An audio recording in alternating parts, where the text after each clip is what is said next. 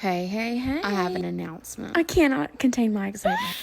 I got invited to the TikTok show. I am dead, deceased, fell Cardiac over, freaking arrest. and I don't even have 5K. It's like they knew I had all these products in this video that I could add to my showcase. And y'all already freaking know I did. Almost every single one of these things are in my But I showcase. did link my favorite of all. That's my bronzer palette. Oh my gosh. But let me get back to this makeup. I do want to try to explain Again, I am in no way a makeup So artist. in the beginning, I started with that concealer underneath any kind of foundation to cover up dark or spots. red spots or pimples or whatever. Then the e.l.f. foundation Is something I would use if I were going But I somewhere. use that tinted moisturizer because I indeed am not going anywhere. This brow pencil is not what I usually use. I usually use the NYX one, but they didn't have it at Ulta. and honestly, it's a pretty good dupe, so I'm not mad about it. I just fill my eyebrows in. I don't do no strokes or nothing like This that. is more of a 2016 just eyebrow. not as filled in and black. Again, I'm not a makeup professional. I just do what I do what I've been doing, and do what works for me. now I'm gonna go back in with that concealer In that little T shape, I guess. There are little things I picked up here and there, and the concealer in the T-shape. I'm blending that out with a wet beauty blender. And after I do that, I'm gonna go in with some setting powder. I don't really have specific setting I powder. got this little like all-in-one makeup kit a few years and ago, it has setting powder in it. I think it's It Cosmetics. But if any of y'all have a setting powder